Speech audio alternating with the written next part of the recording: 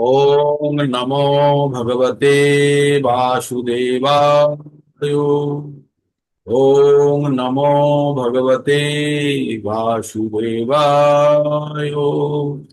ओम नमो भगवते वासुदेवाय। ओम ज्ञानतिमिरान्धस्य ज्ञानाञ्जनां शलाकया चक्षुरुन्मीलितं येन तस्मै श्रीगुरुवे नमः। হরে কৃষ্ণ। সমস্ত ভক্তবৃন্দকে সশ্রদ্ধ প্রণাম। আর আজ আবার একটা আমরা নতুন ক্লাসে সংখ্যা দেখে খুব উৎসাহিত। সংখ্যা ক্লাস শুরুর মুখেই 30, 29, 30-এর কাছাকাছি পৌঁছে গেছে। তো আপনারা বেশি বেশি সংখ্যায় যোগদান করুন। আর এখন গরম পড়তে শুরু করেছে, তো যারা এয়ার কন্ডিশনের ঠান্ডা হাওয়া নেন না তাদের একটু তাড়াতাড়ি ঘুম ভেঙে যাবে, বা বা সকালবেলাতে ঠান্ডার কারণে একটু ঘুম বেশি হবে। সমস্ত প্রকার আপনারা কন্ডিশনকে জয় করে আপনারা ভগবত ভক্তির জন্য আপনারা তৎপর। তো আমরা একটা শ্লোকা খুব কয়েকদিন ধরে খুব বেশি চর্চা করছি। শ্লোকটি আপনাদের একদম মনের মধ্যে বাজছে হয়তো। শ্লোকটি হচ্ছে 4-11 নম্বর শ্লোক, 4 নম্বর অধ্যায়ের 11 নম্বর শ্লোক। আপনাদের নিশ্চয়ই মনে আছে। শ্লোকটি এই ধরনের আছে, যে যথা মাম প্রপদ্যন্তে তাংস তথৈব ভজাম্যহম। যে যথা মাম প্রপদ্যন্তে তাংস তথৈব ভজাম্যহম। কথার অর্থ হলো, যে যেভাবে, যে যথা মাম ভজ, যে যথা মাম প্রপদ্যন্তে তাংস তথৈব ভজাম্যহম। ভগবান বলতে, যে আমার প্রতিপত্তি স্বীকার করে, যে আমাকে যেভাবে চাই আমি তাকে সেইভাবেই পুরস্কৃত করি। তার মানে ভগবান যদি একটা আয়না হয়, আমরা আয়নার সামনে যেমন ভাবে দাঁড়াবো আমার প্রতিবিম্বটিও তেমন ভাবে দাঁড়িয়ে থাকবে, তাই না? তার মানে আমরা ভগবত ভক্তির পথে আমরা যেভাবে, যে যতখানি আমরা, যে গভীরতার সঙ্গে আমরা ভগবানের প্রতি আকৃষ্ট হব, ভগবানও সেইভাবেই আমাদের দিকে আকৃষ্ট হবে। কথার কথায় আপনাদের বলেছিলাম, দেওয়ালে একটা জোরে ঘুষি মারলে আমাদের হাতে লাগে, আস্তে মারলে লাগে লাগে না। কারণ আপনি যদি আস্তে দেওয়ালকে মারেন, দেওয়ালও আপনাকে আস্তে মারবে, তাহলে আপনার হাতে লাগবে না। কিন্তু যখন কষে অনেক শক্তি দিয়ে যখন একটা দেওয়ালে ঘুষি মারবে, দেওয়ালও আপনাকে ততখানি জোরেই আপনাকে ওটা ফেরত দেবে, তখন আপনার হাতের আঙুল টাঙুলও ভেঙে যেতে পারে, তাই না? তার মানে হচ্ছে যে আমরা যতখানি ভগবানকে পাওয়ার জন্য পাগল হব, ভগবানও ততখানি আমাদেরকে পুরস্কৃত করবেন, বা ততখানি ভগবান আমাদের জন্য পাগল হবেন, এইভাবেই ভেবে। তাই অত্যন্ত গুরুত্বপূর্ণ আমাদের নিজেদের নিজেদের ভিতরের শুদ্ধতা, এবং এটা অনুভূতির ব্যাপার, এবং সম্পূর্ণভাবে আমরা নিজেদের ভিতর থেকে আমরা ভগবানকে কে কিভাবে চাইছি সেটার উপরে আমাদের প্রাপ্ত। মনে করুন একটা জায়গা, আপনাদের সকলে হ্যান্ড পাম্প দেখেছেন, হ্যান্ড পাম্প আগে চলতো, এখন নয় কর্পোরেশনের জল আসে। আগে হ্যান্ড পাম্প ছিল, তো পাম্প করে জল তোলা হতো। তো হ্যান্ড পাম্পের জন্য কি করা হয়, পাইপ মাটির মধ্যে বসিয়ে দেওয়া হয়, হ্যাঁ। তো একটা জায়গাতে সার্ভেতে পাওয়া গেছে যে এখানে জলের কোয়ালিটি গভীরতার উপরে নির্ভর করে। কি লেখা আছে? লেখা আছে এই জায়গাটার জলের গুণমান জলের গভীরতার উপরে নির্ভর করে। তো আপনি কাউকে সেখানে আপনি পাইপ বসিয়ে, পাইপ দিয়ে একটি কল বানাতে বলেছেন, পাম্প লাগাতে বলেছেন। তো সে মিস্ত্রি এসে একটা কল বসিয়ে চলে গেছে, আর তারপরে আপনি ছিলেন না। সে ভেবেছে কম পাইপ দিয়ে লাগিয়ে দিলেই হবে, মালিক তো এখন নেই, বুঝতে পারছে না বলে সে কম পাইপ দিয়ে সে পাম্প বসিয়ে চলে গেছে। এবার আপনি যখন জল তুলছেন, জল কেমন জল উঠবে? আগে কি লেখা ছিল মনে আছে? লেখা ছিল এখানকার জল, জলের গুণমান জলের গভীরতার উপরে নির্ভর করে।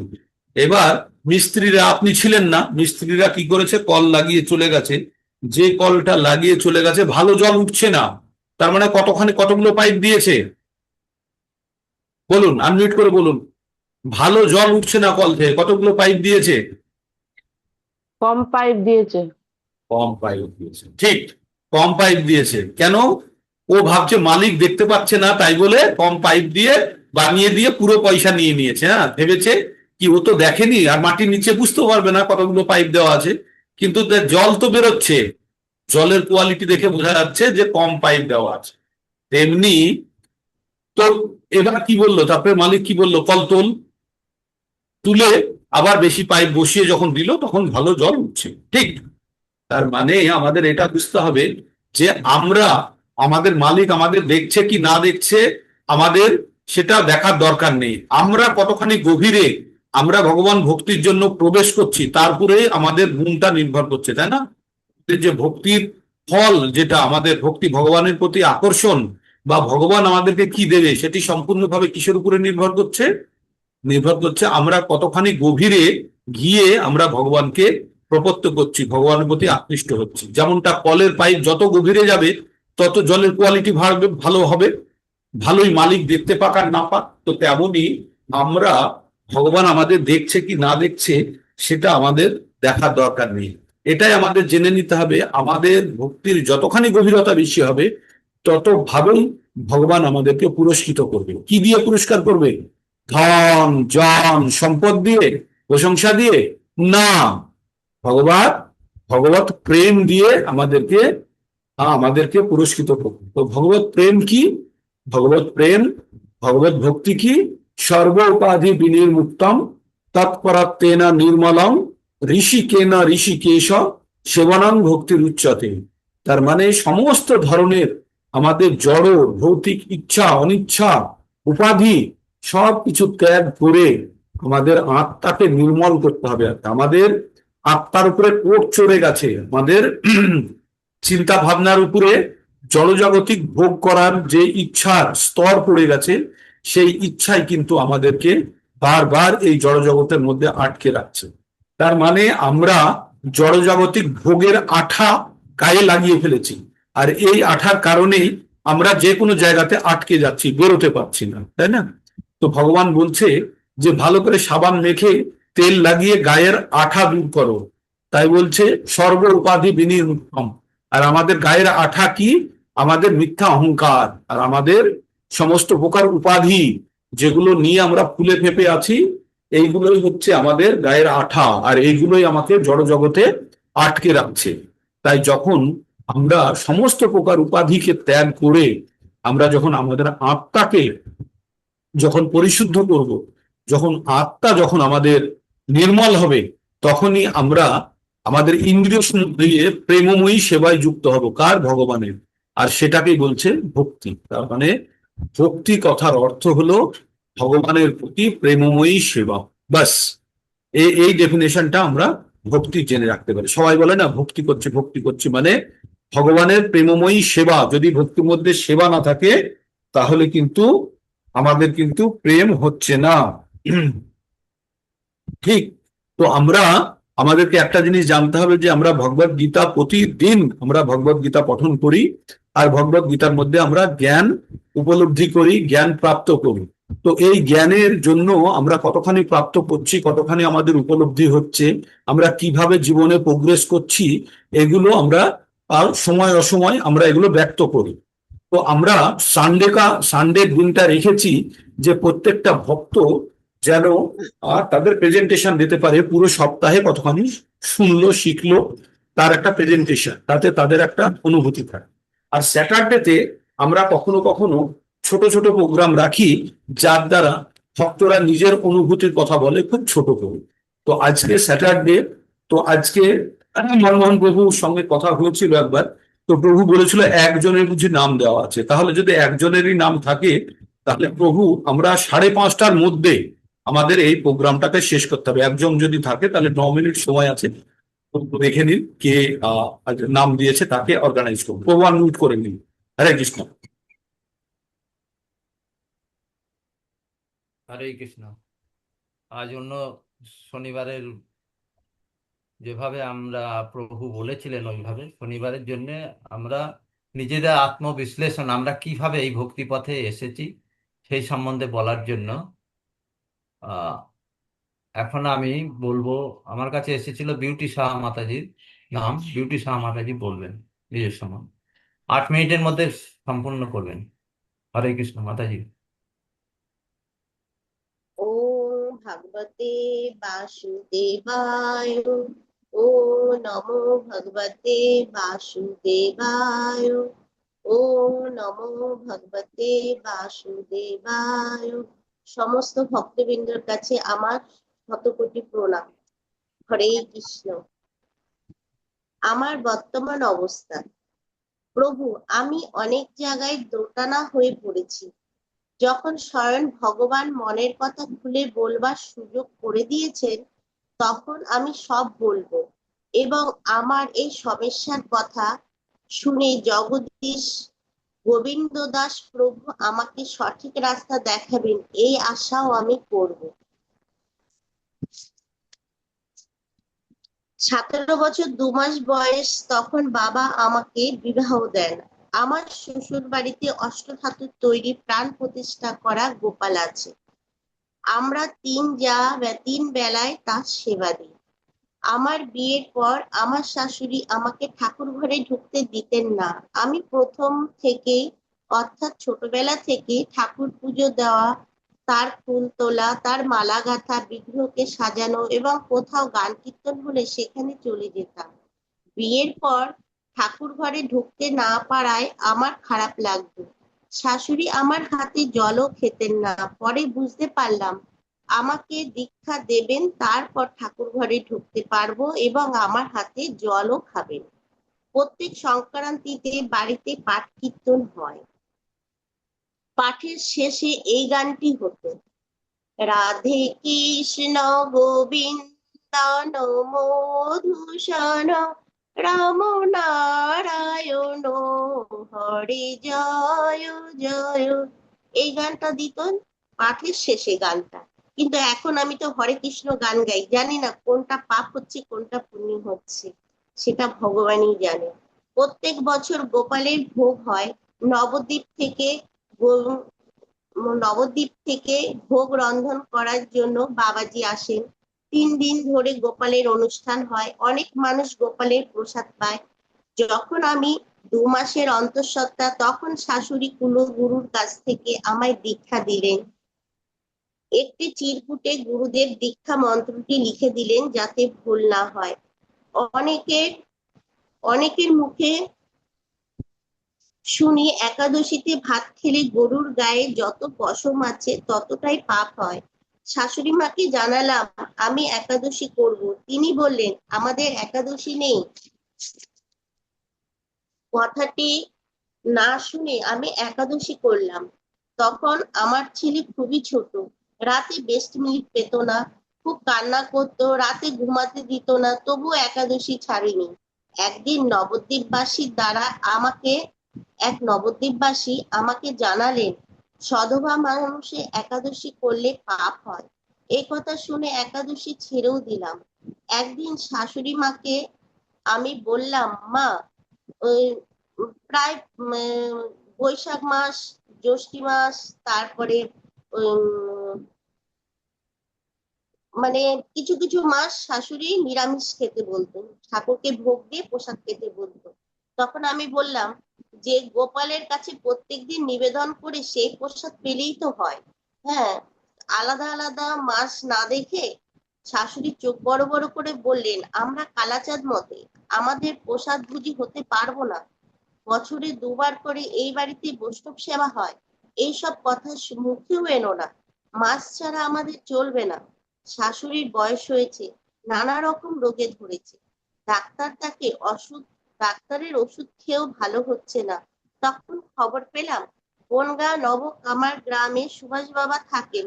বিনা অর্থে সবাইকে ভালো করে দেন। তার বাণী, তোরা সকল দেবতার পুজো করিস, তা সত্ত্বে তোদের এত রোগ হয় কেন? সমস্ত দেবদেবীর পুজো ছেড়ে সকাল থেকে রাত পর্যন্ত যা খাবার খাবি 8 বার আমার নাম করে খা। সকালে 1 ঘন্টা, সন্ধ্যায় 2 ঘন্টা নাম কর। আমার নামে ধূলিবস্তু অঙ্গে মা। তোদের রোগ ভোগ দুঃখ কষ্ট ভালো মন্দ সবকিছুই আমাকে অর্পণ কর, আমি তোদের ভালো করব। বাবার বাণী ছিল, ঈশ্বর সর্বজীবে বিরাজমান। নাম নিলে কি হয়? ঈশ্বরের নাম নিতে নিতে কত রোগ শোক জরা ব্যাধিতে কষ্ট পায়। মানুষের সঙ্গে ঈশ্বরও কষ্ট পায়। তাই জীবের জন্ম হলে মৃত্যু আছে। মৃত্যুর 2টো লক্ষ্য, উত্তম ও অধম। তাই সুভাষ ঠাকুর বলেন, হে জীব, তোমার জরা ব্যাধি আমাকে দাও। তোমরা 8 বার আমার নাম করে জল খাও। সন্ধ্যা সকালে ঘরে বসে ধূলিবস্তু অঙ্গে মাখো। তোমাদের যা কিছু দুঃখ কষ্ট পাপ তাপ আমাকে অর্পণ করো। নিজেরা সুস্থ হও, ঈশ্বরকে সুস্থ রাখো। হাসিতে খেলিতে সকলে উত্তমে ঈশ্বরের সঙ্গে মিলন হওয়ার চেষ্টা করো। আমি ক্ষুদ্র হলেও তোমাদের ভালো রাখার চেষ্টা করব। যদি তোমরা আমার উপর ভাত দাও, আমি সকল জীবকে ভালো রাখার চেষ্টা করব। জীব আছে তাই নাম আছে, জীব সুস্থ ঈশ্বর সুস্থ। বাবা বাবার নামে আমার শাশুড়ি, মা, ভাই, আমি সকলেই ভালো হয়ে গেলাম। কোনো কিছুতে ডাক্তার লাগতো না। এইভাবে 7 বছর কেটে গেল। শরীরে আরাম পেয়ে এখন এক মনে বাবার ধ্যান করতে গিয়ে ঘুমিয়ে পড়ি। আর তার ফলে ধ্যান ও কাজ কোনোটাই হচ্ছে না। আবার অসুস্থ হয়ে পড়ি। এখন আমার শরীর রূপে নৌকাটি হরির নামে না সুভাষ বাবার নামে ভাসিয়ে দেব। এখানে অনেক ভক্তই আছেন। আমার সকলের কাছে প্রার্থনা করি আমাকে পথ বলে দেন। কতদিন আগে থেকে ভগবত কথা শুনছি, 1 বছর ধরে শুনছি। জগদীশ প্রভুর মুখে এই ভগবত গীতার কথা এত সুন্দর করে পাঠ করেন, এইরকম পাঠ আগে কখনো শুনিনি। কাজ করতে করতে যদি গীতা পাঠের ক্যাসেট শুনি, কখন যেন আমি বিভোর হয়ে পড়ি। হাতের দ্বারায় আমি কি যে করছি নিজেই বুঝতে পারি না। আমি কিভাবে দলের সংস্পর্শে এলাম। মনমোহন প্রভু আমার পিসেমশাই। একদিন পিসির কাছে আমি ফোন করি, কিছুক্ষণ ফোন বাজতে পিসেমশাই ফোনটা ধরলেন। পিসির কথা জিজ্ঞাসা করতে পিসেমশাই বললেন পিসি পড়াশোনা করছে। আমার কৌতূহল বাড়লো, কি পড়াশোনা করছে শুনি তো। পিসি তখন বলল আমি গীতার ক্লাস করি। তখন সমস্ত কথা শুনে পিসির মুখে আমার খুব ইচ্ছা হলো যে আমিও পড়বো। তারপর আমি এইখানে এলাম। এখন কি ভগবানের প্রতি আকৃষ্ট হচ্ছি? হ্যাঁ, আকৃষ্ট হচ্ছি। আমি আমার বাড়িতে যদি কেউ আসে, তাকে সময় দিতে হবে। তার সময় দিতে গিয়ে আমার গীতা পাঠ করা হবে না, ভগবানের নাম করা হবে না। সেজন্য আমি লোক আসলে ভালোবাসি না, পছন্দ করি না। আবার শুনি লোকই তো ভগবান, অতিথি তো নারায়ণ, তাদের সেবা করাও তো ভগবানের সেবা। জানি না কিসে ভুল করছি আর পাপ করছি। আমি ভুল পথে যাচ্ছি না তো? একদম না। এই গীতা আমাকে আলোর পথ দেখিয়েছে, ভালো মন্দ অনুভব করতে শিখিয়েছে। আগে কেউ যদি আমাকে বকুনি দিত, আমার খুব কষ্ট হতো, রাগও হতো। এখন আর হয় না। রাগকে কন্ট্রোল করতে শিখেছি। সত্যি কি ভগবান আছেন, না সব মিথ্যে আর কল্পনা? এখন মনে ও প্রাণে বিশ্বাস করি ভগবান সত্যিই আছে। আমি তাকে ডাকার মতো ডাকতে পারি না। আমি কি ইচ্ছা করে শিখছি, না আমার মন হরণ হয়ে গিয়েছে? প্রথমে ইচ্ছা করে শিখছি, এখন মনে হচ্ছে আমার মন হরণ হয়ে গিয়েছে কৃষ্ণ প্রেমে। কখন ঘড়িতে 4টে বাজে আমি ভাগবত গীতার কথা শুনতে পারবো। 4টে বাজলেই নিজে থেকে ঘুম ভেঙে যায়। আর এই ভগবত গীতার কথা সকালে ঘুম থেকে উঠেই শুনে এবং পঠন করে আমার মনটা সারাদিন এত এত ভালো হয়ে যায় যে আমি বলে বোঝাতে পারবো না। আমার সংসার বা ভৌতিক জীবনে বিরক্তির কারণ আছে। হ্যাঁ আছে। যেখানে লোকের কোলাহল, সেখানে আগে দৌড়ে যেতাম কি হচ্ছে জানতে। এখন আর ভালো লাগে না, টিভি দেখতেও ভালো লাগে না। একা একা নিঃশব্দে ঘরে বসে গীতা পাঠ করতে, সংস্কৃত শ্লোক পঠন করতেই ভালো লাগে। হরে কৃষ্ণ প্রভু। হরে কৃষ্ণ প্রভু। হরে কৃষ্ণ মাতাজি। দুঃখ সুখ সব মেশানো খবর। তো কষ্টের কিছু নেই, ভগবানের অনেক নাম। ভগবান কি বলেছে? নাম নামকারী বহুধা নিজ সর্বশক্তি তথার্পিত নিয়মিত স্মরণে না কালহ এতদৃশি তব ভগবান মমপি দুর্দৈব বিদিশমে হাজনে নাম। তো ভগবানের অনেক নাম। আপনারা যদি কেউ ইষ্ট গুরু যদি আপনাদের থাকে, সেই গুরুর নির্দেশ অবশ্যই পালন করবেন। তবে গুরুর নির্দেশ, গুরু হতে হবে প্রামাণিক গুরু, পরম্পরাগত ভাবে গুরু। তো সেই গুরুর নির্দেশে আপনার যদি ভগবত ভক্তি এগোয়, তাহলে সেই গুরুকেই আপনার ফলো করা উচিত, আর কারো কথা শোনা উচিত নয়। আর আপনাকে সবসময় সে গুরু, আচ্ছা, হরিনাম আপনাদের সকালে যে ভজন হতো সে ভজন আপনি করুন, সেটা তো শেষে হতো। তো আমরা বিভিন্ন ধরনের ভজন আমরাও গাই, কিন্তু নাম একটা আলাদা, হ্যাঁ, নাম জপ একটা আলাদা ঘটনা। তো আপনি নাম জপে কোনো অসুবিধা নেই, আপনি নিরন্তর নাম জপ করুন। আর যে আপনার গুরুদেব যে মন্ত্র বলেছে সকাল এবং সন্ধ্যাবেলায় করতে, করুন সেটা, কিন্তু নাম জপ কখনো ছেড়বেন না। নাম জপ অতি শক্তিশালী কোনো একটা জিনিস, তাই আপনি কোনো ভুল পথে নেই। আর এখানে দ্বিধা বিভক্ত হওয়ার কিছু নেই। আপনাদের সুভাষ গুরু বাবাজি যা বলেছেন আপনি ফলো করুন, হরে কৃষ্ণ মহামন্ত্র জপ করুন, মনের যে জপেই শক্তি। আর ভগবদ গীতা পাঠ করুন। দেখুন, আপনাকে কে কি বললো এই বইয়ের মধ্যে আছে, সেটা যখন নিজে পড়ে জানতে পারবেন তখন তো আপনি নিজে সিদ্ধান্ত নিতে পারবেন না, তাই তো? তো সেই জন্য ভগবদ গীতা পাঠ হ্যাঁ, করুন আর ভগবদ গীতার জ্ঞান অর্জন করুন। ধীরে ধীরে আপনি একদম রাইট ডাইরেকশনে আছেন, এই রাস্তা থেকে বিচ্যুত হবেন না। আর আর এটা ভাববেন না যে আমি কোনো দেব দেবতার পুজো করলাম আমার শরীর ঠিক হয়ে যাবে। এগুলো দেব দেবতার পুজো করলাম আর শরীর ঠিক হওয়ার সঙ্গে খুব বেশি সম্পর্কযুক্ত নয়। হ্যাঁ, এগুলি হচ্ছে আমাদের প্রারব্ধ, আমরা নিয়ে আসি, কষ্ট ইচ্ছা করেই আমরা নিয়ে এসেছি যাতে আমাদের ধার শোধ হয়। হ্যাঁ, আপনি কোনো মাসে আপনি কারোর থেকে আগে ধার করে রেখেছেন, কোনো মাসে সেই ধার শোধ করছেন, সেই জন্য আপনার তো সংসারে একটু টান আসবে, আসবে তো। মনে করুন হুম, আপনার মাসে ইনকাম হচ্ছে 50,000 টাকা, আর একটা আপনার বড় ধার আছে, তো আপনি ভেবেছেন এই মাসে যে করে হোক আমি 40,000 টাকা শোধ দিয়ে দেবো। তো 10,000 টাকায় আপনার সংসার চালাতে কষ্ট হবে তো, কারণ সংসার চালাতেই আপনার 30,000 25,000 টাকা লাগে। তো তখন আপনার সংসার চালাতে কষ্ট হবে। তো সেই কষ্টটা তো আপনি ইচ্ছা করে নিয়েছেন না, এইভাবে কি ধারটা আমার শোধ হয়ে যাবে। তো তেমনই আমাদের পাপের বোঝাকে শেষ করার জন্য আমাদের নামের পুরে আশ্রয় নিতে হবে। তাই 7 নম্বর অধ্যায়ের 28 নম্বর শ্লোকটি আমরা খুব বিশেষ গুরুত্বপূর্ণ। আমরা কি পড়ি? তেষাং অন্তগতং পাপং জননাং পুণ্য কর্মনাম তে দণ্ড মুহুর নির্মুক্তা ভজন্তে মাম দৃঢ়ব্রতা। দৃঢ়ভাবে ভগবানের ভজনা করার জন্য আমাদের পাপ সম্পূর্ণভাবে দূরীভূত হতে হবে। আর পাপ কিভাবে দূরীভূত হয়? এক তো হচ্ছে পাপকে ক্ষয় করা, কষ্ট ভোগ করে।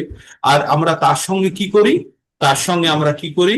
আমরা ভগবানের পবিত্র নাম জপ করে, ভগবান কি বলেছে, ভগবানের প্রতি আমরা যেভাবে সমর্পিত হতে থাকবো ভগবান সেইভাবেই আমাদেরকে কিন্তু উদ্ধার করার জন্য হাত বাড়িয়ে দেবে। তাই ভগবান বলেছেন সর্বধর্মান পরিত্যাজ্য মাম একং শরণাম ব্রজ অহং ত্বাম সর্ব পাপেভ্য। কথাটি, এই কথাটি খুব গুরুত্বপূর্ণ। অহং ত্বাম সর্ব পাপেভ্য মুখ্য ঈশামি মা শুচ। তুমি তোমার সমস্ত প্রকার পাপ আমি হরণ করে তোমাকে আমি মুক্ত করবো। তো একটা জিনিস জানতে হবে, আমাদের কষ্টের কারণ কি? আমরা কোনো না কোনো জীবনে আমরা এই ধার করে রেখেছি, সেই ধার এখন শোধ করছি, তাই না? তো তাই ভগবান বলছে যে তুমি এই একবার তুমি আমাকে তোমার জীবন আমার প্রতি সমর্পিত করো, তোমার যত কিছু পাপ আছে পুরনো যা কিছু প্রারব্ধ সঞ্চিত কূট বীজ যত ধরনের পাপ আছে সমস্ত আমি এক মুহূর্তে ওটাকে, তার থেকে তোমাকে আমি মুক্তি দিয়ে দেবো। তো আপনাদের চিন্তার কিছু নেই। আর একাদশী, দেখুন একাদশী আপনাদের বাড়িতে যদি একাদশী না মানে সেটা আলাদা, আপনি মানবেন না, কিন্তু একাদশী অত্যন্ত গুরুত্বপূর্ণ জীবনের জন্য। এটা বৈষ্ণব পদ্ধতির একটা অংশ। তো আপনাদের যদি গুরুদেবের যদি নিষেধ থাকে তাহলে সে নিষেধটাকে আপনি, বা আপনাদের বাড়িতে যদি চল না থাকে না রাখবেন, তাহলে সেটাই নেই, কিন্তু এটা একটা এখন আবার করছি, ঠিক আছে, এখন করছি। করুন। এতে কি হয়, এটা একটা বিজ্ঞানসম্মত কারণও আছে, যেটা আপনাদের গ্রুপে আমি অনেকবার শেয়ারও করেছি। 15 ডেজ অন্তর অন্তর যদি কেউ ফাস্টিং করে তাহলে শরীরের যে খারাপ সেলগুলো আছে সেগুলো নিজের থেকে ডিস্ট্রয় হয়ে যায়। সেটা একটু বড় আলোচনার বিষয়, কোনো একদিন সেটা নিয়ে আলোচনা করবো। আপনি রাইট ডাইরেকশনেই আছেন, আপনি ভগবানের কথায় মগ্ন হয়ে থাকুন আর ভগবান চিন্তায় জীবনকে সমর্পিত করে রাখুন। আমরা সকলেই আমরা সেটাই চেষ্টা করছি। কারো কাছে সুযোগ বেশি আছে, কারো কাছে কম আছে। তো সুযোগ কম বেশি থাকলেও আমাদের শুধু জানতে হবে আমরা পাইপ যতখানি পুঁতবো ততখানি আমাদের ভালো জল আসবে না খারাপ জল আসবে, তাই না? আমরা আয়নার সামনে দাঁড়িয়ে আমরা যেমন অঙ্গভঙ্গি করব তেমনই আমাদের আয়নাতেও দেখাবো। আমরা ভগবানের সামনে দাঁড়িয়ে যতক্ষণ ভগবানকে চাইবো ভগবানও আমাদেরকে ততখানি চাইবে। হ্যাঁ, তো এটা আমাদের মাথায় রাখতে হবে। 4-11 যে যথামাম প্রপদ্যন্তে তাংস তথৈব ভজম্যহম মম বর্তানু অনুবর্তান্তে মনুষ্য পার্থ সর্বস্ব। ভগবান বলেছেন যে মানুষ আমাকেই মানুষ আমাকে অনুসরণ করে এবং যে যেভাবে আমাকে চাইবে আমি তাকে সেইভাবেই আমি তাকে প্রকৃতি করি বা তাকে আমি পুরস্কৃত করি। ঠিক? তো তো এইটা মাথায় রেখে আমরা আমরা ভক্তি পথে এগিয়ে যাব। আর আমাদের কিছু চাওয়া পাওয়া নেই, আমাদের চাওয়া পাওয়া হচ্ছে প্রেম, যেটা আমাদের কামে পরিণত হয়ে গেছে রজগুণের প্রভাবে। সেই রজগুণকে ধীরে ধীরে আমাদেরকে কম করাতে হবে। রজগুণ দুটো ভাবে কম হবে, একটা হচ্ছে আহারের মাধ্যমে, আহারটা হতে হবে ভগবানকে অর্পিত আহার হলে সব থেকে ভালো। আর সেটি আর আর একটা হচ্ছে সঙ্গ, সবসময় আমাদের সাধু সঙ্গের প্রতি জোর দিতে হবে। তো আমরা আজকে আবার পড়াশোনার মধ্যে ঢুকে পড়ছি। অনেক অনেক ধন্যবাদ বিপি সাহা মাতাজি, আপনার পুরো বৃত্তান্ত শুনে হৃদয়স্পর্শী যে আপনারা কিভাবে কিভাবে ভক্তি করছেন। আর একটা জিনিস জানবেন, আপনাদের সঙ্গে সকলেরই কোনো না কোনো জীবনে বা কোনো না কোনো ভাবে এই ভক্তির সঙ্গে আপনাদের যোগাযোগ আছে, তাই আপনারা যুক্ত হতে পেরেছেন। না হলে অত সহজে যুক্ত হওয়া যায় না। যারা একদম ভাবছেন ফ্রেশ, আমি প্রথম থেকে শিখবো, হয় তারা টিকবে না, না হলে দুদিন থাকার পরে তারা চলে যাবে। তারা খুব সম্ভাবনা কম হয়তো উৎসাহের সঙ্গে আসে, এসে দু একদিন শুনে শুনে তারপরে আর টিকতে পারে না, তারা চলে যায়। বিভিন্ন কারণ থাকে চলে যাওয়ার, তাদের আহ, শরীর খারাপ, তাদের ভালো লাগে না, তাদের বাহ্যিক কাজ বেশি, তাদের সময় ম্যানেজমেন্ট হয় না, তাদের কাছে ডেটা নেই, বিভিন্ন কারণ থাকে। কিন্তু তাদের দ্বারা হবে না এটা খুব নিশ্চিত। তবে এই স্বীকৃতি পরবর্তী জীবনে কোনোভাবে কাজ করতে পারে, কারণ সামান্য যদি কেউ ভগবত ভক্তির পথে সামান্য যদি অগ্রগতি করে থাকে, সেটি কিন্তু কোনো অবস্থাতেই নষ্ট হবে না। পরবর্তী জীবনে সেখান থেকে শুরু হবে। আমরা পড়েছিলাম না 6 নম্বর অধ্যায়ে, প্রাপ্য পুণ্য কিতাং লোকানু স্থিতা শাশ্বতী সমা সুচিনা শ্রীমতাং সুচিনাং শ্রীমতাং গেহে যোগভ্রষ্ট অভিযায়। এই জীবনে যদি কেউ সামান্য যদি ভক্তি করে থাকে, কিছুটা যদি ভক্তি করে থাকে, পরবর্তী জীবনে সেখান থেকেই শুরু হবে। আর সেই জন্য সে কোনো স্বর্গলোক বা কোনো উচ্চ লোকে ভোগ করে কোনো শুদ্ধ ব্রাহ্মণ পরিবারে বা বৈষ্ণব পরিবারে বা ধনী বণিক পরিবারে জন্মগ্রহণ করবে। করে সে কি করবে, পরবর্তী জীবনে সে আগের জীবনে যতখানি বাকি ছিল সেই বাকি কাজটা করবে। তো এইভাবেই তো আপনারা তাই ভাবতে পারেন যে এই জীবনে যতখানি এগিয়ে রাখছেন, পরবর্তী জীবনে কিন্তু তারপর থেকে প্ল্যাটফর্ম শুরু হবে। কিন্তু আমরা এই জীবনে এগিয়ে রাখবো কেন, আমরা এই জীবনেই কেন এটাকে সম্পন্ন করবো, সেটাই তো আমাদের চেষ্টা, তাই না? আমাদের তীব্রভাবে ভগবানের প্রতি আসক্ত হয়ে আমাদের এই পথে এগোতে হবে, এটা আমাদের মাথায় রাখতে হবে। এই জীবনটাই পরম লক্ষ্য, কর্মকিতমত পরম, ভগবানই আমাদের জীবনে পরম লক্ষ্য, আর কোনো গোল নেই।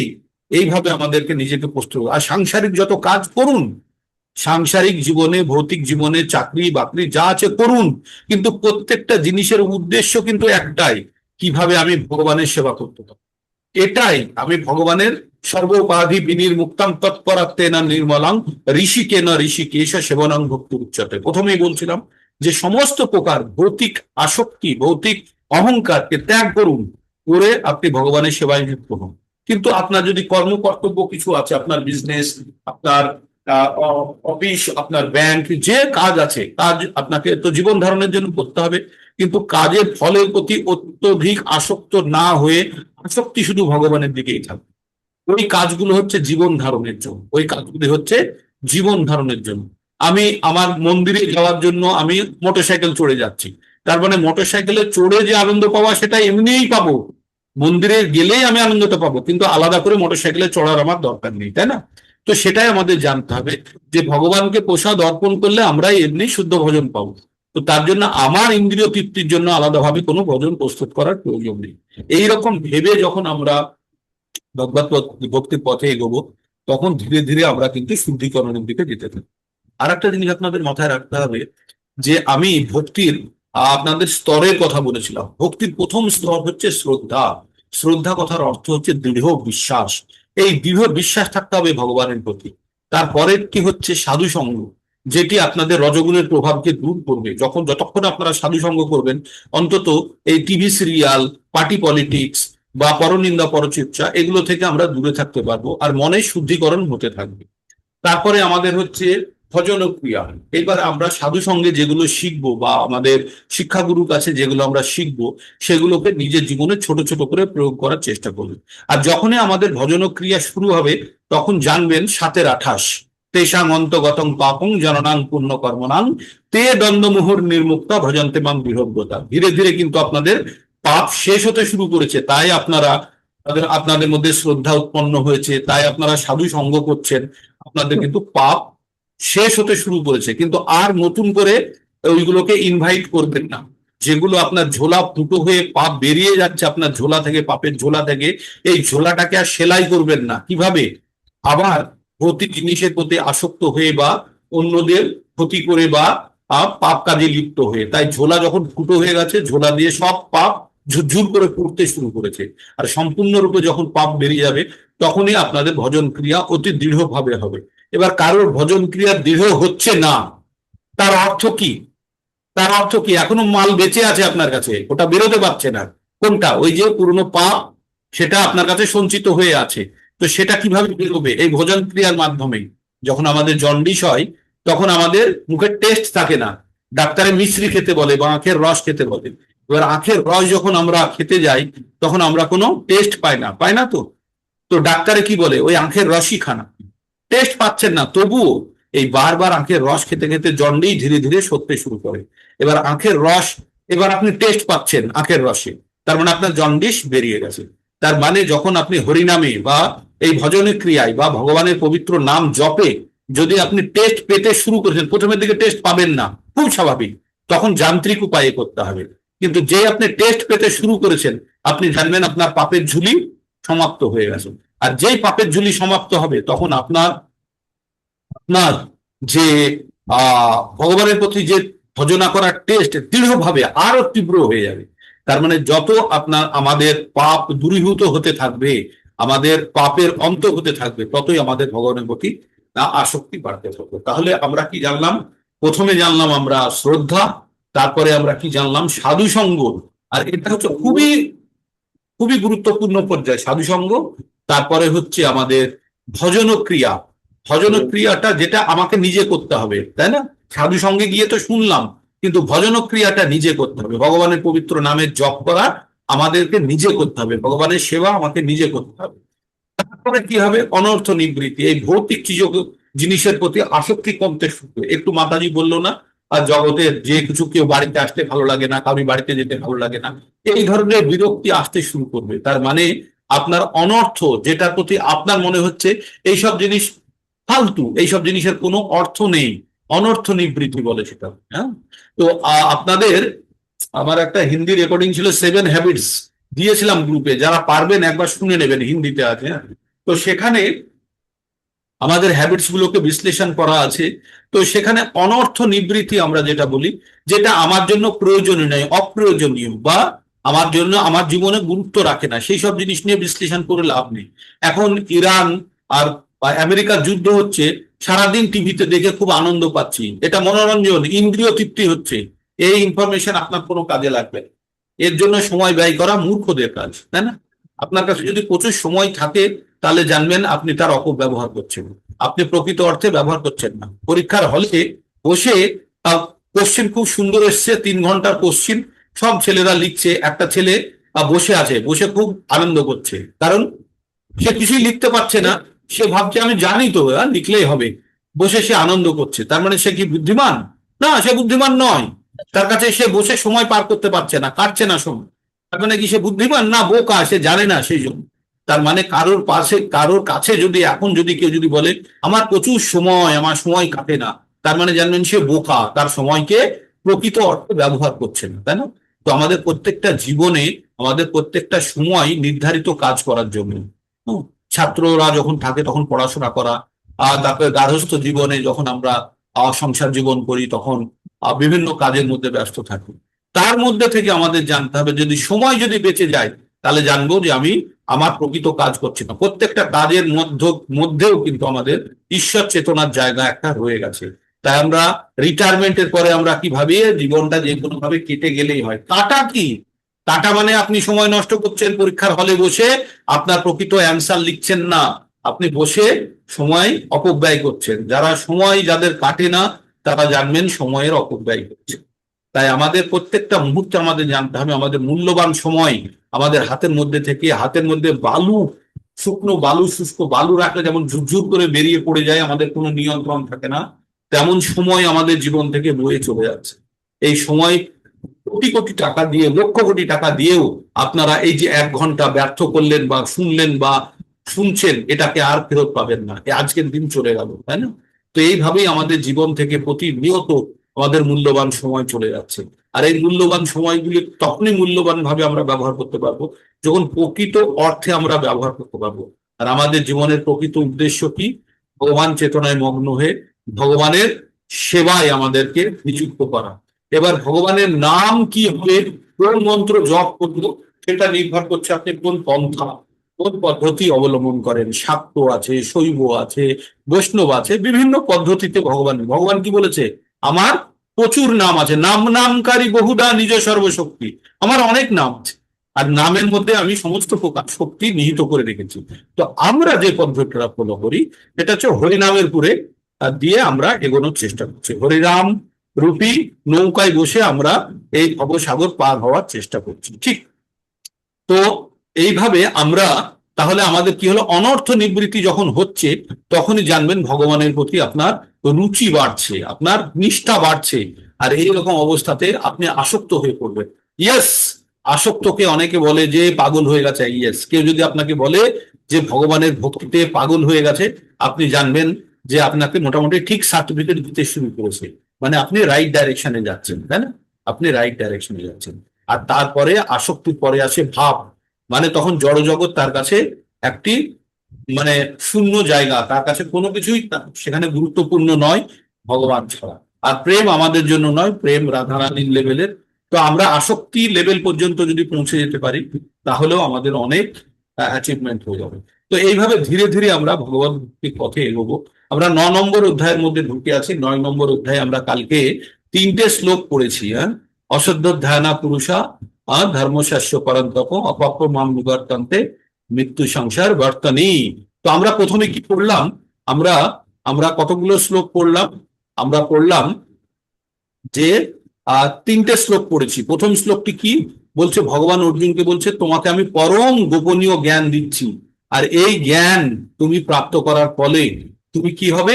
তুমি সমস্ত তোমার দুঃখ কষ্ট শোক থেকে তুমি মুক্ত হবে। কারণ আমরা যখন প্রকৃত জ্ঞান জেনে নিই তখন আমাদের আর তার জন্য আফসোস থাকে না। তাই ভগবান কি বললেন? শ্রী ভগবান উবাচ ইদং তু তে গুহ্যতমম প্রবক্ষ্যাম্যনু সুয়বে জ্ঞান বিজ্ঞান সহিতাং যজ্ঞাত্তা মোক্ষসে শুভাৎ।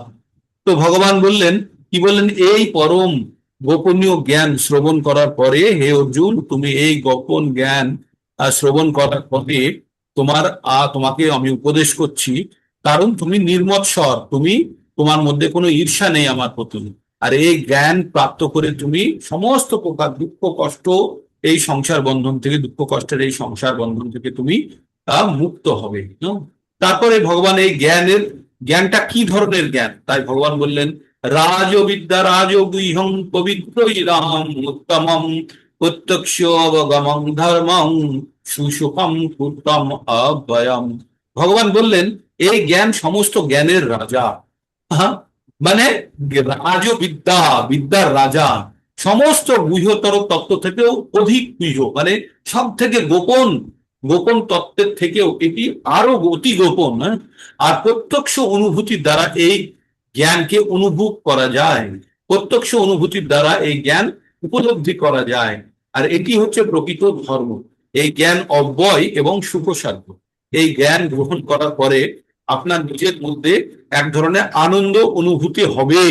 এই জ্ঞানের এইরকমই মাহাত্ম্য।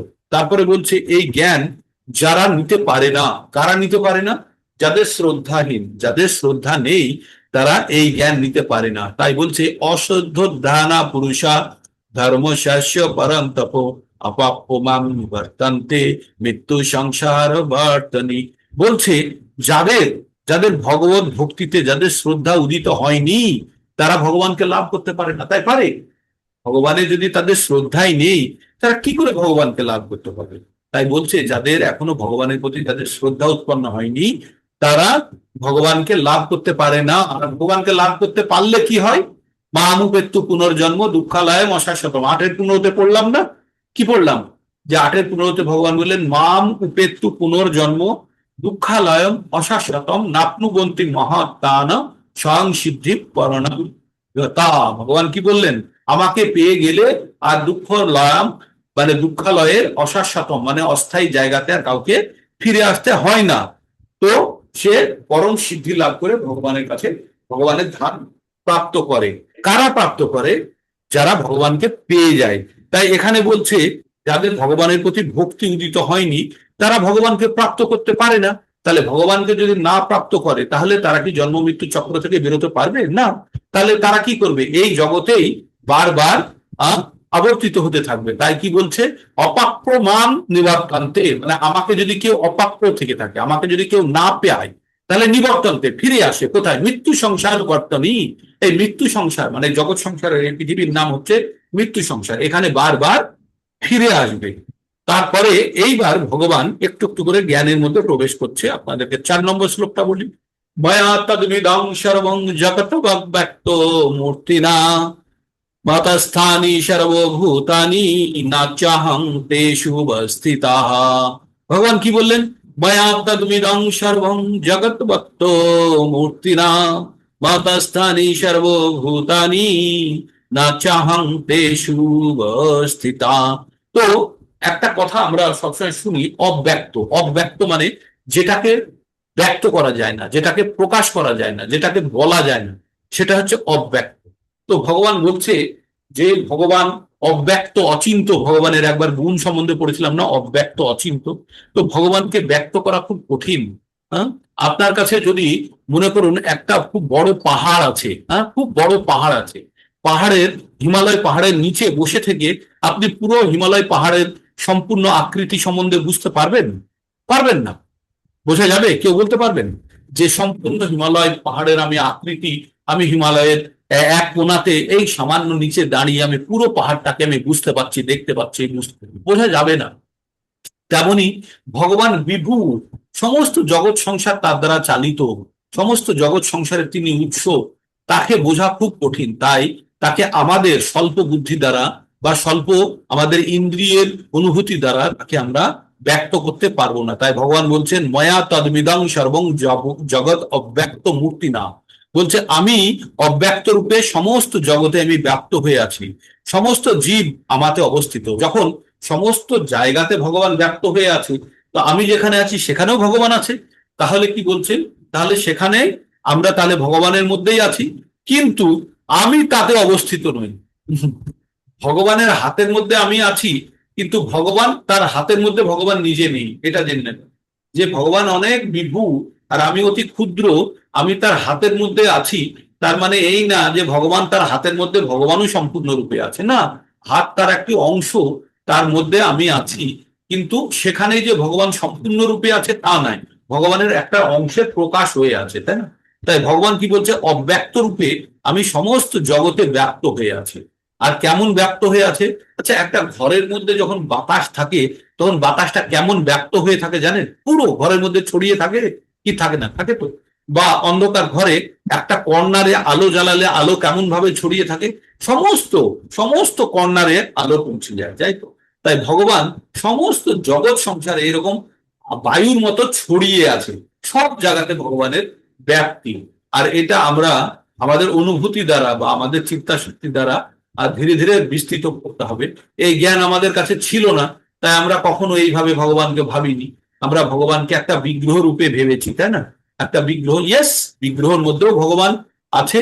এবং ভগবান বলছে ভগবান বিগ্রহ রূপ মানে হচ্ছে, আমরা বাড়িতে গ্লোব দেখেছেন আপনারা? গ্লোব যে ছোটবেলায় যখন ভূগোল পড়তাম তখন আমাদের একটা গোলক থাকতো না, যে ম্যাপ তারপরে আঁকা থাকতো, বলতো এটা আন্টার্কটিকা, এটা এই আটলান্টিক মানে সাগর, এটা আটলান্টিক মহাসাগর, এটা আমেরিকা, এটা ইউরোপ, বিভিন্ন দেশ আমরা দেখে। কিন্তু ওই ম্যাপটা কি দেশ? না। কিন্তু ওই ম্যাপটা দ্বারা কিন্তু পুরো দেশের আপনি মানে অনুভূতি বা পুরো দেশের আপনি বর্তমান অবস্থা সবকিছু আপনি দেখে বুঝে নিতে পারেন।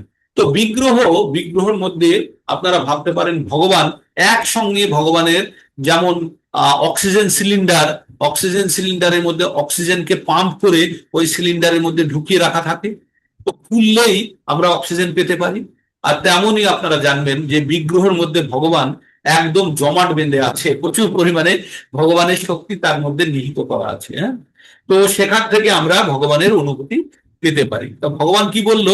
আমি সমস্ত জীব ভগবানের মধ্যে অবস্থিত, কিন্তু আমি তাতে অবস্থিত নেই। কাদের মধ্যে? আমাদের মধ্যে। সেইভাবে আমরা ভগবানের যেহেতু অংশ, আমরা ভগবানের মধ্যেই, ভগবানের টোটাল সামগ্রিকভাবে ভগবান যে বিস্তৃত হয়ে আছে তার মধ্যে আমি। ভগবান কি বলেছে? আমি সূর্যের আলো, আমি বাতাসের গন্ধ, মাটির গন্ধ, আমি জলের স্বাদ, আমি মানে সবকিছুই ভগবান। তো তাহলে আমরা তো তার মধ্যেই আছি না? আর আলটিমেটলি আমরা কি? ভগবানের বহিরাঙ্গ শক্তি দ্বারা আমাদের এই জড় শরীর তৈরি, আর চিন্ময় আত্মা ভগবানেরই অংশ। তো তাহলে সম্পূর্ণরূপে আমরা ভগবানের ভিতরেই আছি। কিন্তু ভগবান যে সম্পূর্ণ ভগবান আমার মধ্যে আছে তা না, ভগবানের অংশ বিশেষ রূপে পরমাত্মা আমাদের মধ্যে থাকে, সেটি পরবর্তী শ্লোকে আমরা দেখব। তো এবার ভগবান কি বলছে? না চ মতস্থানি ভূতানি পশ্য মে যোগম ঐশ্বরম ভূত ভিন্ন চ ভূতস্থ মমাত্মা ভূত ভাবনা। কি বললেন? না চ মতস্থানি ভূতানি পশ্য মে যোগম ঐশ্বরম ভূত ভিন্ন চ ভূতস্থ মমাত্মা ভূত ভাবনা। তো ভগবান বললেন যে যদিও সবকিছুই আমারই সৃষ্টি, তবু তারা আমাতে অবস্থিত নয়। আমার যোগ ঐশ্বর্য দর্শন করো। আমি সমস্ত জীবের ধারক, আমি সর্বব্যাপ্ত, তবু এই জড় জগতের সৃষ্টির অন্তর্গত নই। কেন? আমি নিজের হাতে সমস্ত সৃষ্টি, আমি নিজেই সমস্ত সৃষ্টির উৎস। তার মানে ভগবান ভগবান ভগবানের অনেকগুলো বাড়ি আছে। হ্যাঁ, ভগবানের অনেকগুলো বাড়ি আছে। ভগবান যখন খুশি যে কোনো বাড়িতে থাকে। কিন্তু এইভাবে ভাবলে ভুল হবে যে ভগবান শুধু এই বাড়িতেই আছে। হ্যাঁ, ভগবান শুধু এই বাড়িতেই আছে, এটা ভাবলে ভুল হবে। ভগবান সব বাড়িতেই থাকেন। তো তেমনই ভগবান বলছে সবকিছুই আমার দ্বারা তৈরি, কিন্তু তারা, তবুও তারা সব সময় আমাতে অবস্থিত নেই। মানে সব বাড়ির মধ্যেই, সব বাড়িগুলো যে ভগবানের মধ্যে আছে তা নয়। আমার যোগ ঐশ্বর্য দর্শন করো। আমি সমস্ত জীবের ধারক। এই যে যত জীব পৃথিবীতে আছে প্রত্যেককে ভগবান ধারণ করে রেখেছে। যদিও আমি সর্বব্যাপ্ত, তবু আমার এই সৃষ্টির অন্তর্গত আমি নই। মানে ভগবান বলছে আমি তৈরি করেছি, আমারই সবকিছু, কিন্তু আমি এ আমি নিজে তৈরি করেছি, কিন্তু আমি এই সৃষ্টির অংশ নই। মানে ভগবান নিজে যেটা তৈরি হয়ে আছে সেটা তার তৈরি করা সৃষ্টির অংশ নয়। তিনি নিজে আলাদা। যেমন একটা কুমোর যখন একটা হাঁড়ি তৈরি করে বা একটা পাত্র তৈরি করে মাটি দিয়ে, তখন সে চাকি ঘুরিয়ে সুন্দর একটা পাত্র তৈরি করে, সেটা তার সৃষ্টি, কিন্তু সে সৃষ্টির মধ্যে সে নেই। সেটা তারই তৈরি, কিন্তু তার মধ্যে সে নেই। ঠিক আছে? এইভাবেই ভগবান বলছে এই জগৎ সংসার আমি তৈরি করেছি, আমি সব জায়গায় ব্যাপ্ত হয়ে আছি, কিন্তু যে সৃষ্টি যেটা আমি করেছি তার মধ্যে আমি নিজে তার মধ্যে সৃষ্টির অংশ নয়। আমি থাকি, আমি ব্যস্ত বিস্তৃত আছি, কিন্তু আমার সৃষ্টির অংশ আমি নই। এবার আমরা আরেকটু ভিতরের দিকে গেলে এই কথাগুলির বিশ্লেষণটা আমরা জানতে পারবো। ভগবান এবার বলছে কিভাবে তিনি বিস্তৃত হয়ে আছেন। ভগবান কিভাবে বিস্তৃত হয়ে আছেন বলছেন, যথাকাশী স্থিত, যথাকাশ স্থিত নিত্যং বায়ু সর্বত্র গো মহান তথা সর্বাণি ভূতানি মতাস্থানি তু পৌধরায়। যথাকাশ স্থিত নিত্যম, যথা আকাশ স্থিত নিত্যম, আকাশে সব সময়, যেমন কি বায়ু সর্বত্র গো মহান, এই মহান বায়ু সব জায়গাতে বিচরণ করছে, ঘুরছে, চলছে, বাতাস চলতে থাকছে। তথা সর্বাণি ভূতানি মতাস্থানি উপধারায়, তেমনি তেমনি সমস্ত, তেমনি তেমনি বলছে, তেমনি সমস্ত জীব, জীব, সৃষ্ট জীব আমাতে অবস্থান করে। সমস্ত, যেমন বাতাসের মধ্যে এই জগৎ সংসার, মানে আমরা কোথায় আছি? আমরা একটা এয়ারের একটা এনভেলপের মধ্যে আছি তো। তো বাতাস সব জায়গাতে বিস্তৃত হয়ে আছে, আমরা বাতাসের মধ্যে আছি। তো এই বাতাসটাকে, এখন বাতাস কথাটাকে সরিয়ে দিয়ে এটাকে যদি ভগবান বলে দিন, তাহলে আমরা ভগবানের মধ্যে ডুবে আছি। এইভাবে ভাবতে পারি। তো ভগবান বলছে বাতাস যেমন সর্বত্র বিচরণশীল, সব জায়গাতে বাতাস আপনার ছড়িয়ে আছে। তো কখনো কখনো কি এমন মনে হয় যে হাওয়া যখন চলছে তখন কি মনে হয় যে হাওয়া চলে যাচ্ছে, মানে কিছুক্ষণের মধ্যে হাওয়া শেষ হয়ে যাবে? মনে হয় কখনো? না, অন্য হাওয়া এসে সেই জায়গাটাকে পূরণ করে দেবে, তাই না? তো তার মানে হাওয়ার একটা চলন চলছে, হাওয়া কন্টিনিউয়াসলি চলছে, তবু কিন্তু এই হাওয়া শেষ হচ্ছে না। তো এইভাবে যদি আমরা ভাবতে পারি এই জগৎ সংসারে ভগবানের সৃষ্ট জীবেরা আসছে যাচ্ছে, মানে আমার দাদু, তার দাদু, তার দাদু, তার দাদু সবাই কিন্তু মারা গেছে। হ্যাঁ, অনেক জেঠু, কাকা, অনেকেই তাদের মৃত্যু হয়েছে। হয়েছে তো তার মানে কি জগৎ সংসার বন্ধ হয়ে গেছে? না, চলছে। স্কুল থেকে স্কুল থেকে এক এক শ্রেণীর ছাত্ররা পাস আউট হয়ে যায়, তখন কি স্কুল বন্ধ হয়ে যায়? না, স্কুলে নতুন নতুন কিছু ছাত্র আসে, এসে চলতে থাকে। তার মানে একটা নিরন্তর আর চলমান প্রক্রিয়া, তাই তো? একটা নিরন্তর চলমান প্রক্রিয়া। তো এই প্রক্রিয়ার মধ্যে আমরা থেকে, এই প্রক্রিয়ার মধ্যে আমরা আছি। তাই ভগবান বলছে যে এই জগতে আমি সম্পূর্ণভাবে বিস্তৃত হয়ে আছি। আর এটা এটা কেমন ভাবে বিস্তৃত হয়ে আছে? সব জায়গাতে। আর এটা একটা চলমান প্রক্রিয়া, এটা একটি চলমান প্রক্রিয়া। আর তা সত্ত্বেও সমস্ত জীব সেই বাতাসের মধ্যে অবস্থান করছে। বাতাস বইছে, চলছে, তবুও কিন্তু আমরা বাতাসের মধ্যেই আছি। একটু যদি বিশ্লেষণ পড়ি তাহলে আপনাদের একটু শুনতে ভালো লাগবে। ফটাফট পড়ে নিচ্ছি। এই বিশাল জগৎ কিভাবে ভগবানকে আশ্রয় করে আছে, এই সত্য সাধারণ মানুষের কাছে অচিন্তনীয়। তাই আমাদের বোঝাবার জন্য এখানে এই উদাহরণের অবতারণা হয়েছে। এই সৃষ্টিতে আমাদের কল্পনায় আকাশ হচ্ছে সব থেকে বড়, আর আকাশের মধ্যে বাতাস হচ্ছে জগতের সব থেকে বিশাল এক অভিপ্রকাশ। তাই বাতাস চলাচল থেকেই নিয়ন্ত্রিত অন্য সবকিছুর চলাচল। তাই বাতাসের চলাচল থেকেই নিয়ন্ত্রিত হয় অন্য সবকিছুর চলাচল। কিন্তু এই মহান বায়ু অতি বিশাল আকাশের মধ্যেই তার অবস্থান। বাতাস তো আকাশের বাইরে নয়। তেমনি চমকপ্রদ সমস্ত সৃষ্ট ভগবানের ইচ্ছার প্রভাবে বিদ্যমান। সেই সমস্ত সম্পূর্ণরূপে তার ইচ্ছার অধীন। তাই আমরা সাধারণত বলে থাকি পরম পুরুষোত্তম ভগবানের ইচ্ছা ছাড়া একটিও পাতা নড়ে না। এইভাবেই সব কিছুতেই তার ইচ্ছা অনুসারে সাধিত হয়। তার ইচ্ছার সবকিছুই সৃষ্টি হচ্ছে, কিন্তু পালন হচ্ছে এবং কিছুর বিনাশ হচ্ছে। তবুও তিনি সবকিছুর থেকে পৃথক। এই আকাশ সব সময় বায়ুমণ্ডলের ক্রিয়াকলাপ থেকে স্বতন্ত্র বিরাজ করে। তার মানে এই আকাশ আকাশ আর বায়ু দুটো আলাদা জিনিস কিন্তু, তাই না? কিন্তু আকাশে বেশিরভাগ জায়গাটাই বায়ু কভার করে রেখেছে। তো তার মানে বায়ু চলাচল করছে, আসছে যাচ্ছে, কিন্তু আকাশের তাতে কিছু যা আসে না। তো আমরা যদি ভগবানকে আকাশ ভাবি আর এই বায়ুকে যদি ভাবি জগৎ সংসার, তো জগৎ সংসারের মধ্যে যাই হোক, আকাশের কিছু যায় আসে না। 7 নম্বর শ্লোকটি শুনুন। সর্বভূতানি কন্তেয় প্রকৃতিম ইয়ান্তি মামিকাম কল্পক্ষয়ে পুনঃস্থানি কল্পোদো বিসৃজ্যহম। ভগবান বললেন, কি বললেন? সর্বভূতানি কন্তেয় প্রকৃতিম ইয়ান্তি মামিকাম কল্পক্ষয়ে পুনঃস্থানি কল্পোদো বিসৃজ্যমহম। ভগবান বললেন, হে কন্তেয়, কল্পান্তে সমস্ত জড় সৃষ্টি আমাতে প্রবেশ করে এবং পুনরায় কল্পারম্ভে প্রকৃতি আমাতেই তারা আমার দ্বারাই সৃষ্টি হয়। আচ্ছা, আমরা এই জিনিসটা তো পড়েছিলাম, আমরা পড়লাম না 8 নম্বর অধ্যায়ে? যখন ব্রহ্মা, যখন দিন শেষ হয়ে যায় তখন কি হয়? ধ্বংস হয়ে যায় তো সবকিছু। রাত্রি যখন হয় তখন সবকিছু জীব কোথায় প্রবেশ করে? ভগবানের আশ্রয়ে প্রবেশ করে, মহাবিষ্ণুর কাছে আশ্রয় নেয়। তারপরে আবার যখন ব্রহ্মার দিন শুরু হয় তখন আবার জগৎ সংসার সৃষ্ট হয়। তখন আপনা থেকে সমস্ত জীব আবার ধীরে ধীরে প্রকাশিত হয়। তারপরে এটা কি হচ্ছে? আমার নিজস্ব সৃষ্টি করা নিয়ম অনুসারে এটা নিয়মিত হতে থাকে। তাই ভগবান কি বলছেন? প্রকৃতি সাম্য বৈষ্ঠভ্য বিসৃজ্যমামি পুনঃ পুনঃ ভূত গাম মিমাম কৃষ্ণম দশং প্রকৃতির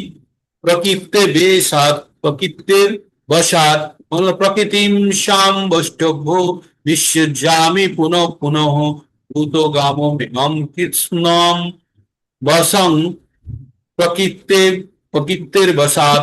তো ভগবান বললেন যে এই জগৎ আমার অধীন, তার অধীন, ভগবানের অধীন।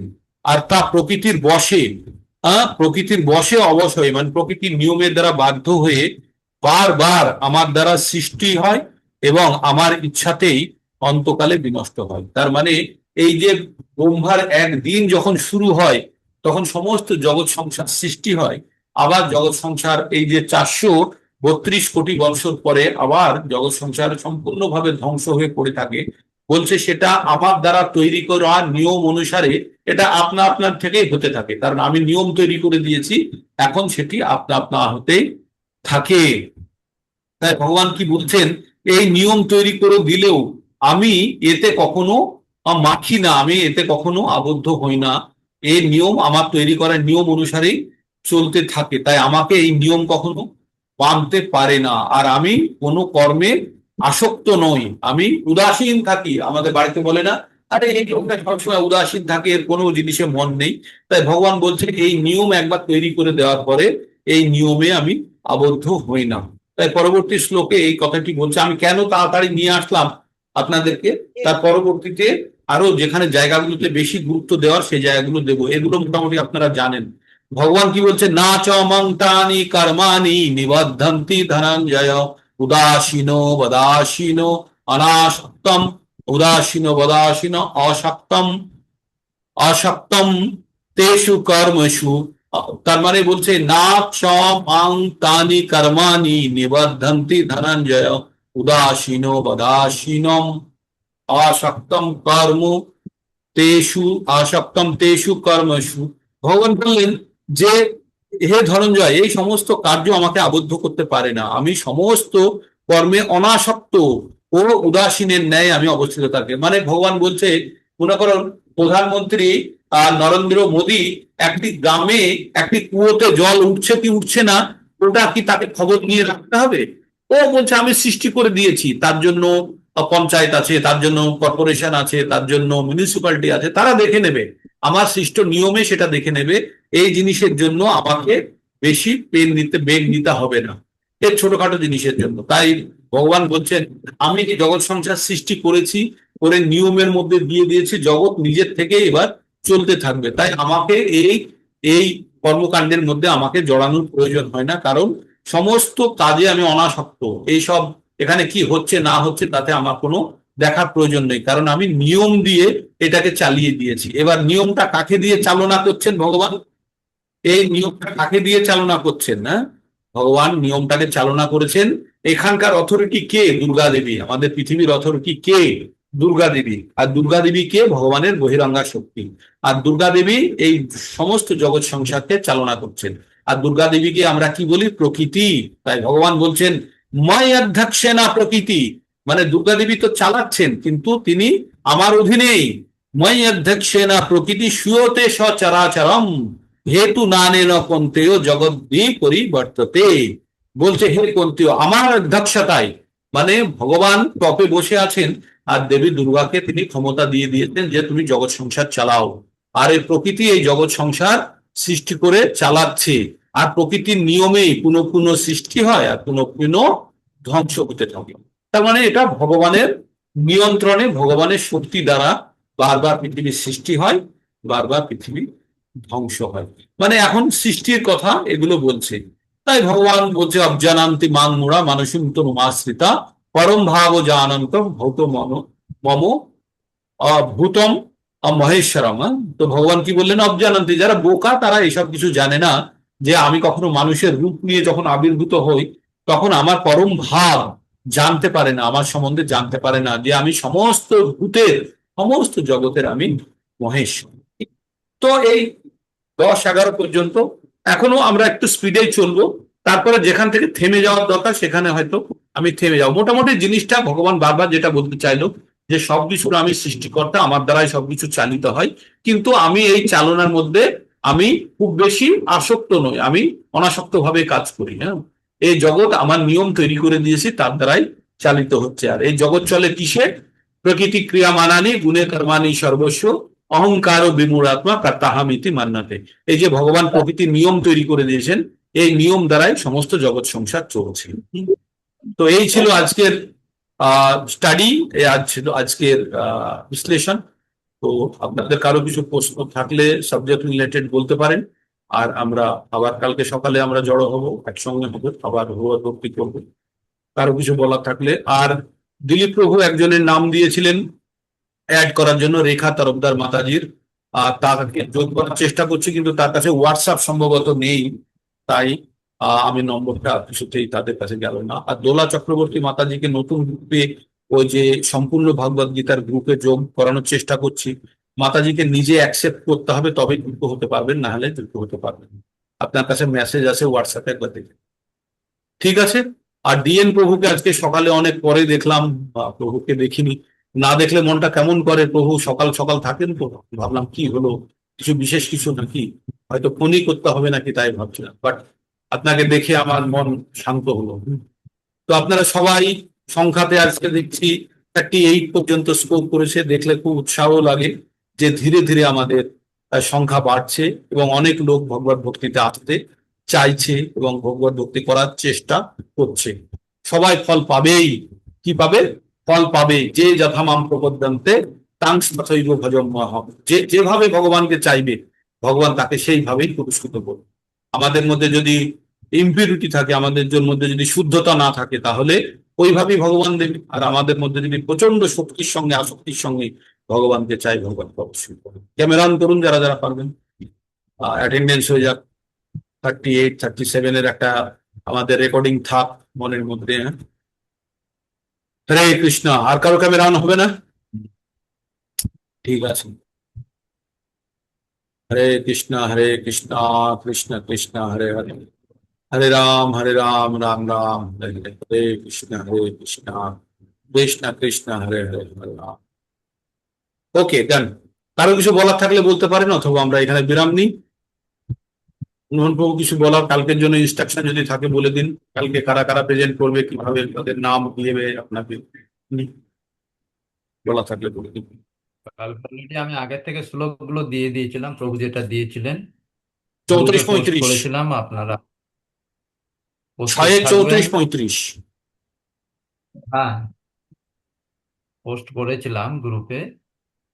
তো আপনারা কালকের জন্য প্রস্তুত থাকবেন। যারা এখনো পর্যন্ত বলেননি, নতুন ভক্ত যারা এখনো পর্যন্ত বলেননি, তাদের প্রিয়টি প্রথম। আর এটা নয় যে সবাইকে কিন্তু তৈরি হতে হবে, সবাইকে প্রস্তুত করতে হবে, যাতে এই অভ্যাসটা থাকলে আমাদের আরো, মানে এই যে ভক্তি পথটা আরো বাড়বে। অভ্যাস থাকলে আমরা আরো ক্যাচ করতে পারবো। এইটাই হচ্ছে প্রয়োজন, সবারই প্রয়োজন, সবাই চেষ্টা করতে হবে। এখনো আর পর্যন্ত যারা আপনারা পুরানো ভক্ত, বলুন প্রভু, বলুন। যারা পুরানো ভক্ত যারা বলছেন বারবার, তারাও এটা জানবেন না যে আমাদের কাজ শেষ হয়ে গেল, কিন্তু আপনাদেরও প্রস্তুত করতে হবে। এই অভ্যাসটা রাখতেই হবে। আর বিশেষ করে বলা হয়েছে যারা নতুন ভক্ত, যারা এখনো পর্যন্ত বলেননি, তাদের মুখ থেকে আমরা শুনতে চাইছি, প্রভু শুনতে চাচ্ছেন। হ্যাঁ, সেইটাই বলার ছিল। আপনারা একবার চেষ্টা করে বলুন প্রভু। দেখবেন, যারা বলেননি এখনো পর্যন্ত, তারা একবার বলে দেখবেন যে আপনাদের জড়তা কিভাবে কাটে। আপনাদের পুরো জড়তা কেটে যাবে, আপনাদের লার্নিং লেভেল চেঞ্জ হয়ে যাবে, আপনাদের শিক্ষার গুণমান চেঞ্জ হয়ে যাবে। যখনই আপনি বলার জন্য প্রস্তুত করবেন, কিছু না কিছু তো বই পড়বেন, সেই শিক্ষাটাই আপনার কাজে লাগবে। সেটার জন্যই আপনাদের এই টাস্কগুলো দেওয়া যায়, আপনাদের কষ্ট দেওয়ার জন্য নয়। ঠিক? ওকে, আজ এখানেই থাক। আবার পরবর্তীতে কালকে আবার আমরা সকাল সকাল জয়েন করে যাবেন, আবার একটা নতুন টপিক কালকে। আপনাদেরই দিন থাকবে, তাই তাড়াতাড়ি জয়েন করবেন। 4:30তে মঙ্গল আরতি।